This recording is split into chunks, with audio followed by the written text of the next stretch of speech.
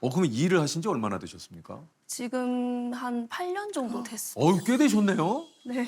업계 베테랑이신데요, 지금? 야. 거의 그러면 20살 넘어서 바로 시작하신 거네요? 네, 20살 초반부터 장례 시작해서 지금 8년 정도 됐습니다. 아, 그렇군요. 이게 21살이면 굉장히 좀 젊은 나이거든요. 그렇죠. 네. 근데 어떻게 이 일을 해야겠다라고 생각을 하신 건지. 제가 고등학교 1학년 때 이제 학부모 참관 수업을 하잖아요. 그럼 이제 부모님이 이렇게 오시잖아요. 그럼 참관 수업 다 끝나고 어머님이 이제 차를 타고 내려오면서 어느 프로그램에서 봤는데 요즘 장례 메이크업을 하는 그런 프로를 봤다. 근데 제가 처음에는 이제 장례라는 게 사실 제 나이 때는 그렇게 생소한 단어였어요. 그렇죠. 그렇죠. 네, 근데 이제 그 단어에 꽂힌 거예요. 네, 그래서 지금 없는데 야후 코리아나 그쵸? 뭐 네이버나 구글 이런 데다가 친 거예요. 네. 그래서 거의 한 일주일을 그거를 맨날 검색을 했어요. 참. 네, 너무 궁금한데 그래서 딱 그러고 난 뒤에 고등학교 2학년 때 점심 식사를 하고 이제 교실을 올라가고 있는데 옆에 그 대학교 팜플렛이 이렇게 있더라고요. 근데 거기서 장례행정복지과라는 단어를 딱 본 거예요. 그래서 바로 뽑았죠. 그거를. 네. 그래서 이게 뭐지 하면서. 네. 야. 그래서 바로 뽑아서 그 팜플렛을 보면 지금은 아닌데 교수님 성함이랑 연락처가 적혀 있었어요. 그래서 그걸 보고 그날 야자를 끝내고 바로 저녁에 전화를 했죠. 교수님한테. 네. 전화를 해서 첫 마디가 저 어느 고등학교 2학년 성예린입니다. 장례 궁금해 가르쳐 주세요라고 얘기를 한 거예요. 예. 교수님 당황해가지고 에? 이러시다가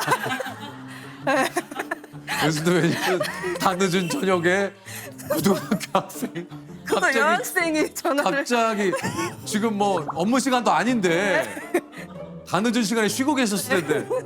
놀라셨겠지만 또 한편으로는 또 반가우셨을 아, 그렇죠. 이과에 이렇게 네. 관심을 갖고 그렇죠. 있는 학생에게 네. 전화가 왔으니까. 그러니까 그래서 교수님도 놀라신 것 같아요. 네. 고등학교 학생인데 이과에 대해서 이렇게. 아니 이제 장례 지도사가 되고 싶다고 했을 때 가족들 반응은 좀 어땠습니까? 부모님이라든가. 부모님이 엄청 많이 반대하셨어요. 반대도 많이 하고 뭐 울기도 하고 거의 한 1년 가까이를 좀 네. 부모님께서 반대하신 이유는 뭐예요? 이제 어머니가 제일 반대가 크셨는데 네.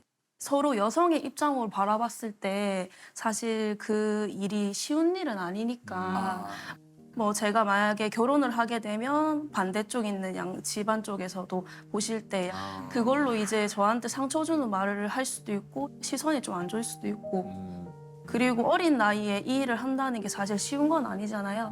그래서 부모님 면으로는 걱정을 좀 많이 하셔가지고 그러니까 다른 것보다 이제 그 당시에 이제 어머니께서는 특히 이제 주변에서 보는 그렇죠. 시선, 혹시나 내 이 딸이 상처받을까 직업을 봐. 이걸 어떻게 보겠냐. 그때는 장례주사라는 그 단어 자체가 좀 되게 낯설었거든요. 보통 장의사, 뭐 염쟁이 요런 단어가 많았었던 시절이었어가지고 그걸 왜 하냐고. 내가 니한테 얘기한 내 잘못이라고. 내가 잘못했다고 니한테 그런 얘기를 하지 말았었는데. 아 근데 참 그 예린 씨가 대단한 게 이제 뭐 그 과도 대학교 과도 교수님께 직접 전화를 해서 했잖아요. 네.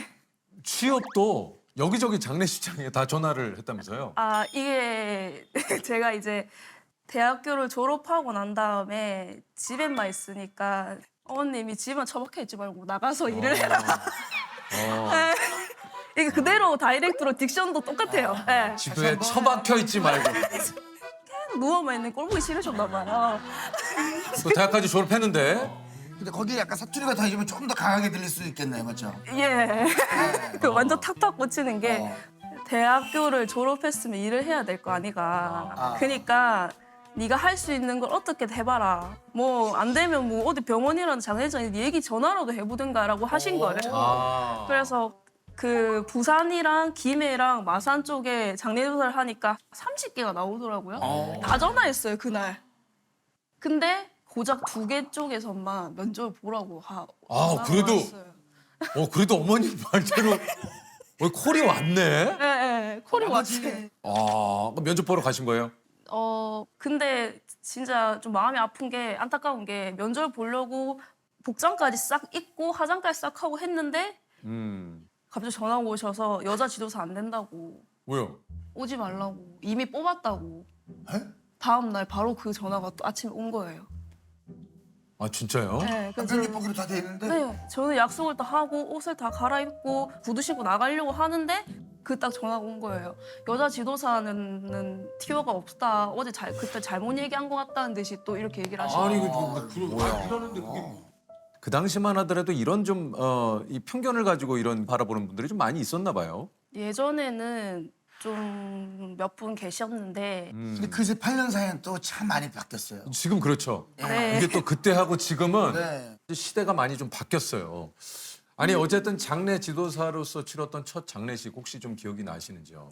이게 제가 처음에 장례 유서를 하기 전에 저희가 이제 무용고시를 정리를 하는 일을 하게 된 거예요. 근데 그 무용고실에는 이름도 없으시고 그리고 가족도 없는 분들 무용고라고 해요. 네. 근데 이제 그분들을 연도별로 정리를 하는 일을 이제 하게 된 거예요. 친구랑 같이. 갔는데 그 분을 거의 그날 한 100분, 200분을 정리를 했어요. 그 계신 시신은. 네. 네. 근데 대학교에서 자격증을 따기 실습할 때 마네킹으로 진행을 하는데 처음 고인분을 그날 만난 거예요. 그러다 보니까 이제 딱 이렇게 만졌는데 장갑 손끝이 아릴 정도로 차가운 거예요. 너무. 그래서 굉장히 딱 느꼈던 거는 무겁고 차갑고 서늘하구나. 이 느낌을 좀 많이 받았었거든요. 처음에. 네. 다 하고 오니까 몸이 축 처지더라고요. 그래가지고 그 좀 이상하네 이러고 집을 갔어요. 근데 몸이 너무 추운 거예요 그날. 네, 유독 그래서 몸이 추워서 근데 그날이 또 여름이었거든요. 그래서 이게 좀 몸이 좀 이상한데 이러고 있다가 저는 기억이 안 난다. 이것도 어머니 아버님이 얘기해 주셨는데 몸이 그날 너무 추워서 네가 덜 떨더라. 그래서 여름인데 속미불을 뺐다. 근데 네가 덮어줬는데 그것도 춥다면서 말더라. 근데 네가 갑자기 일어나가지고 냉장고 벌컥 열는데 소주 한 잔 마시고 네가 자더라. 이러는 거예요. 그래서 제가 그럴 리가 없지. 내가 뭐 한다고 그렇게 쓰이는데 그렇게 했대요, 제가. 그럼 본인에게는 기억이 없고. 저는 아무 기억이 없어요. 그냥 기억이 아무것도 삭제가 됐는데 그냥 전 자고 일어나가지고 깨우나다 이것뿐이었는데 부모님이 그렇게 얘기해 주신 걸 들어가지고 그날은 조금 힘들어가지고 그랬겠구나. 가끔 있어요. 가끔 이제 혼자서 입간실 들어가서 저희는 그 낮에 아침에 한 번, 그러고 중간에 오후에 한 번, 밤에 한 번 총 3번을 고인분이 문을 열어서 명판하고 고인분 이름이랑 고인분 정확하게 들어가시는데 확인을 3번을 해요. 하루에.